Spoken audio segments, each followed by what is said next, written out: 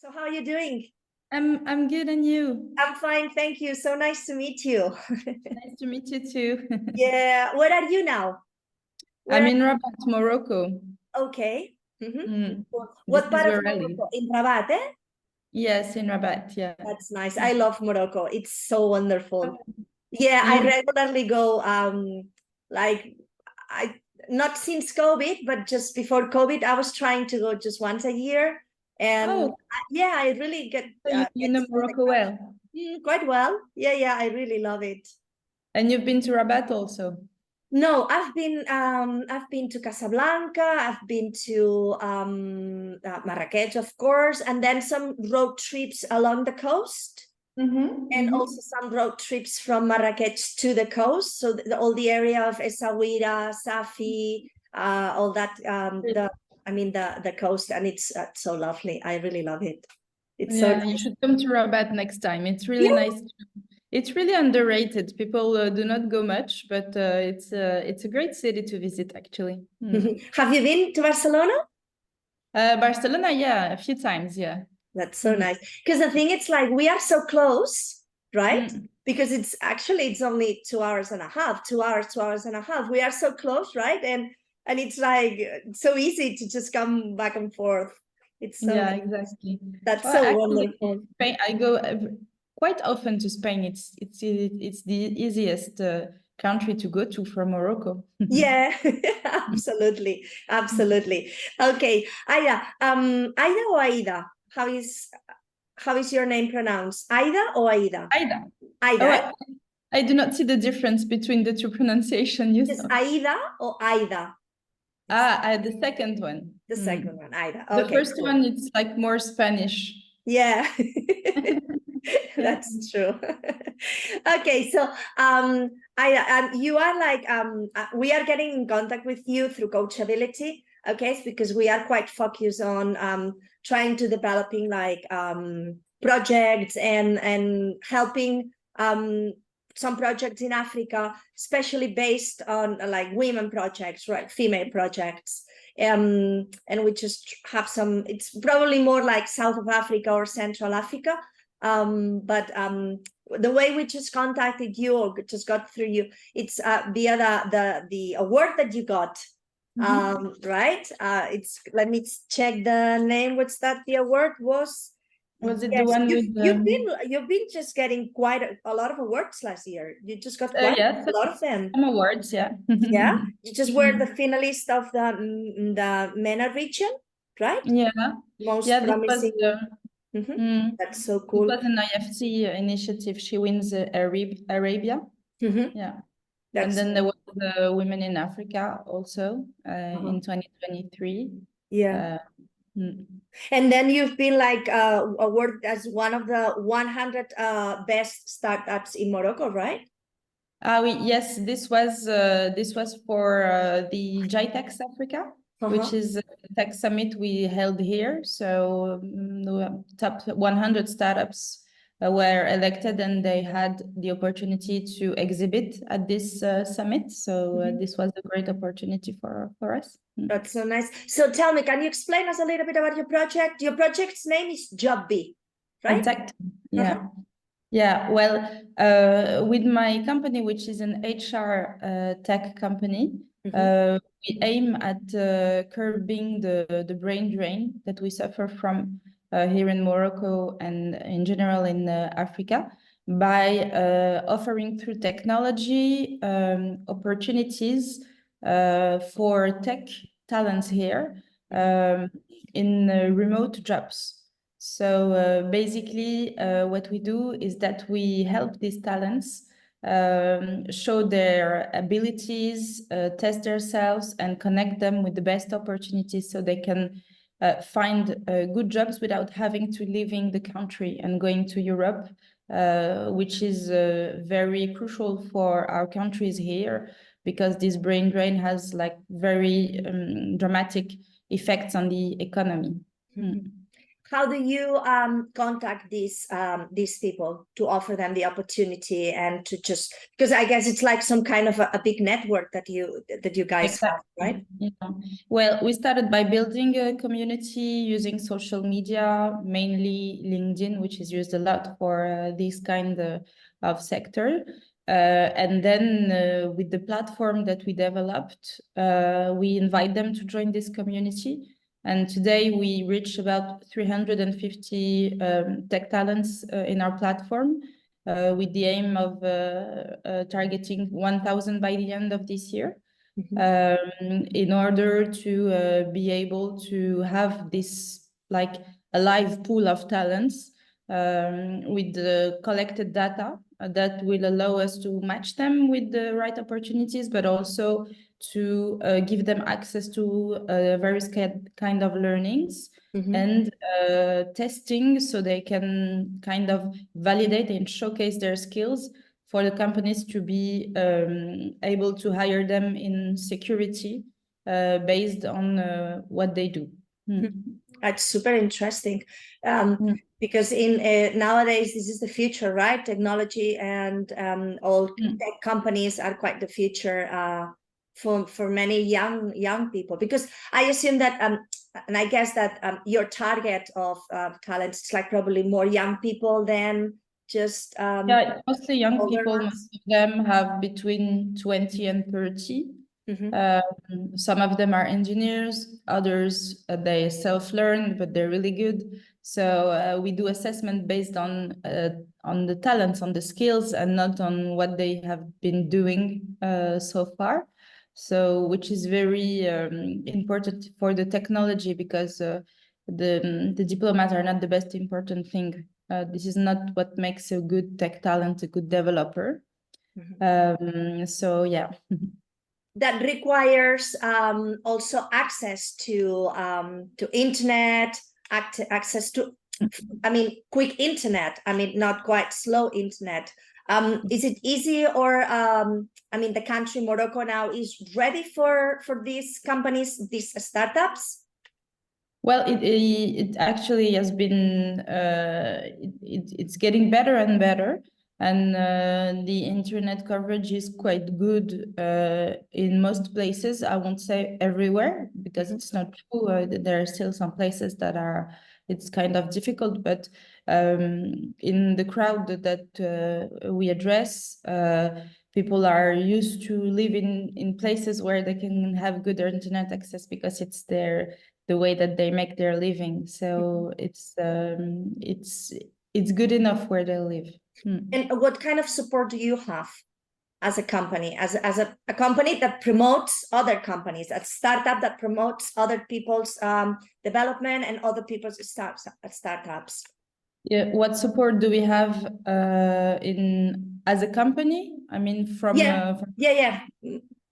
Okay. Well, for example, all the awards that we spoke about actually helped us get support also, because the idea, we also joined these initiatives and these contests. I mean, it takes a lot of time, and we are a small company. We have a lot of business to do, but this brought us also trainings. We have mentors thanks to these different things that we've been doing, whether it is with Women in Africa or the IFC or the UNDP. We also ask when we can for various kind of grants that help, for example, promote job creations and helping young people getting jobs, etc. It's all very it's not very easy to have all these things. It takes a lot of time. And actually I give a lot of my time for that, but it's very useful, because at the end it gives visibility, it gives us the support and the access to the right network and to the right people. So we have, to answer your question, we do have the support, but we have to work hard to have the support. Get it, right? To Because get it's it. not, yeah, It doesn't yeah. come easy. It doesn't come easy Yeah, and it it's doesn't not come something alone. You just need to knock a lot of doors, right? exactly. Yeah. And what led you to entrepreneurship? Because you are an entrepreneur. So what Yeah. force just led you to just be an entrepreneur?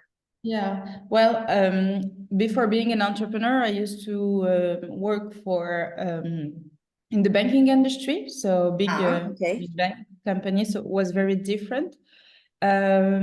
I think that I've always wanted to be an entrepreneur for several reasons. The first one was, I think somehow the fact of having and seeing the impact that you have of your work, which can be quite hard sometimes working in big companies, especially in banking, where the impact is like very far from your everyday life. And this positive impact that you can have on your society. The second one, it was the challenge to build something by myself and to be free to shape it as I want with my values and with the way that I think it's good to work. I mean, so but I wasn't ready to do it before before having like a good 8 or 10 years of experience, professional experience. I think it would have been too early to do it before. So it was around COVID that I changed, and I think it was a good timing for me. A lot of people, right? Yeah, Just try and redefine themselves through COVID. absolutely. It was like Yeah, quite a wake up call, right? It's exactly. like, okay, is this, I mean, with all these global crisis, I mean, what I've been doing up to now, is this what I really want to, keep on doing, or can I just start dreaming big? Yeah, well, actually, I've seen that a lot because it was also the time when I came back to Morocco because I was living in France before. And I found myself here with like a lot of people doing the same, coming back to their home country and wanting to do something. This is actually how I met my co-founder, for example. She was a friend from high school, and she was also coming back in this time of COVID and saying, okay, now I'm tired of of working for a company in a foreign country and not seeing and not participating in my country and continent's development. So we found ourselves here and said, okay, we have to do something together. And because it was COVID, many things were shut down. The beginnings were difficult. Well, the beginnings, actually, I was still living in France Okay. and I was still working there. I quit my job there around the end of 2020. So I lived there the first lockdowns and etc. And when I arrived in Morocco, they had already lived their lockdowns. So we didn't started the company till 1 year after. So the COVID was not a subject in terms of business. But on the contrary, because of the remote work, it was easier to promote it once this episode of COVID, like that, get used people to work remotely. So it was, I think that if you wanted to sell this product 3 years ago, it would have been harder. And now that you mentioned that you have a co-founder, in terms of entrepreneurship and starting something from scratch, from new, in your opinion, is it easier, or sometimes it's more difficult to have like some support? Okay, because as an entrepreneurship, some people, I am an entrepreneur myself, I'm an entrepreneur myself, and I just been doing like things quite alone. Okay, which is easier for me than just having to share ideas or support with someone else. I rather have it like that. How about your experience on starting something new with someone else, with a partner? There's this say in French. I'm gonna try to You translate can say it in in English. French. It's okay. I'm Ah, taking you up speak French. French? Yeah. I'm taking up French. I'm just learning. It says, seul on va plus vite, ensemble on va plus loin. I don't know if there's a, if you can translate it. I'm okay, just beginning. yeah, it's a little hard. Alone, we go faster, but together we go further. Okay. And I think that it's quite true, because if I do things on a daily basis, I will probably go faster because I don't have to speak to anyone. But together we can dream bigger and do like probably bigger things and help each other in the parts where I'm more used to it, and on the contrary. Well, actually, for me, filling the gaps, right? Also filling the gaps, right? yeah. And we are quite complementary, so it's very nice, because today we have our own. It's like we only have to speak once a week and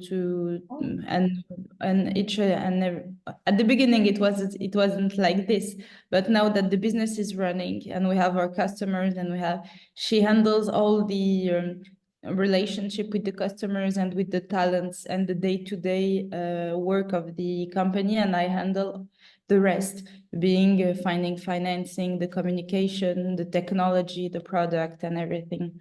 So basically, I wouldn't have been able to do all this by myself for sure. And it's also very helpful, I mean, from a human perspective, because when someone is a little down, there's always the other to help cheer up. And even when you're a little down, you know that you're not alone in this. And then if you don't do this for yourself, you do it for the other person, because you said that you will do it.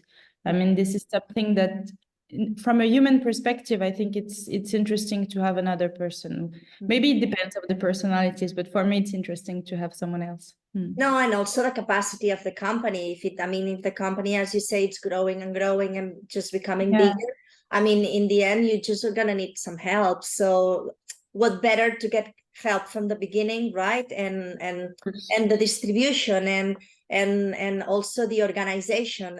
It's very important, right? So in your opinion, what are the keys to having a successful business? Okay. From your own perspective, eh? So it's like from your own experience. Yeah, well, I think the adaptability and the flexibility is something that's very important to us, and that we try to keep, because we listen to the people that we solve problem for, being our talents and our customers. And it's very important to have a vision and idea, but also to be able to say, okay, maybe I was wrong. This is not the way to do it. And hear what our clients have to say every time and be able to pivot every time. For me, it's something that's very important. And you mentioned that you are helping other companies to solve problems, no, and to overcome their hurdles. For you, from your own experience and from your own perspective, where were the hurdles you had to overcome from the beginning? At the beginning, well, it was quite complicated all the start part is for me quite complicated, because you do not have,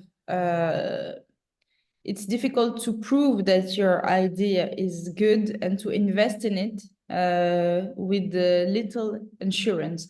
So you have to learn a lot. As I've never been an entrepreneur, I had to learn a lot of things to secure and to be able also emotionally to say, okay, this is where we need to go.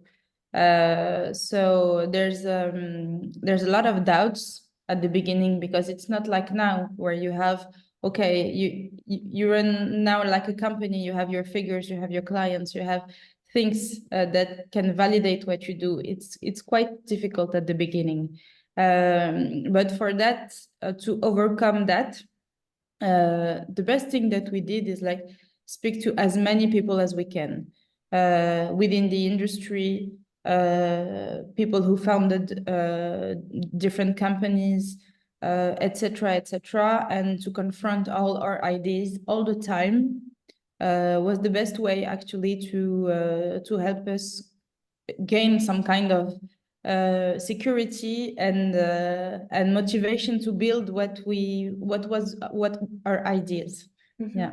And in a way of or regarding the administration red tape that you need to just deal with constantly, is it easy or difficult to start a company?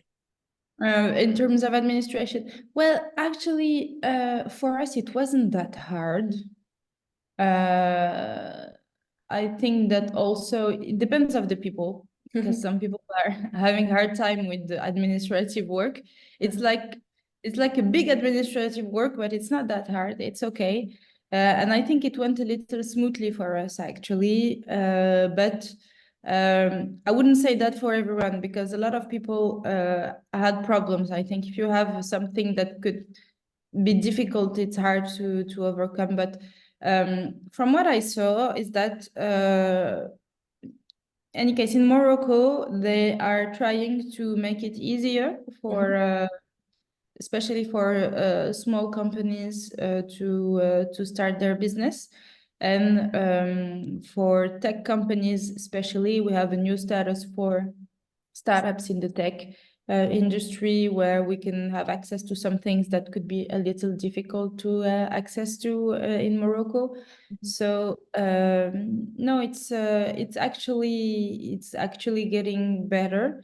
Because in Morocco, but not only, I see that a lot of other governments in Africa realize that it's quite crucial to allow for people to have some easy access to entrepreneurship, because it will drive the economy and give jobs to people and lead the innovation, etc. So it's getting better. No, it's good to know. And what about from a female perspective? Well, from a female perspective, to be quite honest, until now, I feel like I've kind of benefited from it, because we are in a point where we want there's a gap that is so important that there's a lot of initiatives to promote female entrepreneurship. So I think that I have benefited from some of it. What I'm a little afraid of, because I still see the figures, is like when it comes to money. For example, investors putting money in a company, we only see like a very, very small percentage of the venture capital going to women-led startups. So I think that it's good to have like programs to encourage women entrepreneurship, etc. But what I want to see changing is like the actual financing of the companies led by women. And this year we are raising funds to help us grow our acceleration phase in 2024.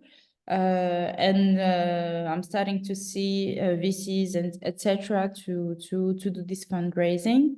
But when I see their portfolio, it's like almost all men. But we do have a continent with a lot of female entrepreneurs, but we do not finance much women. Yeah. So this from my experience and interviewing women, some from Africa, some from South America, some of them from Europe. I mean, it's basically the big hole is the financial support. Okay, so it's just like most of them, they have those creative ideas, those fantastic projects, but they have a big lack of financial support. And the big elephant in the room is like, how can they just raise money? I mean, they need to knock on a lot of doors, just try to ask for money and make a lot of fundraisers and or activities just to raise money. So imagine how easier and how bigger things could be if they had or we had the financial support that these companies need. No, it's actually a very big problem, and for me, there's like a bias, sort of unconscious bias, and it really we can see it in the financing part, because everyone is happy. Actually, everyone is happy to support us. Everyone is happy to give advice, to mentor, to which is very nice. But when it comes to money, I'm not saying that it won't happen. I think it will happen, but I think we have to work way harder to get the financing, and the figures show it. Mhm. And now that you are in a good direction, and you seem happy with what you've created and what you have right now, are you considering amplifying and just starting any other companies, any other projects you have in mind?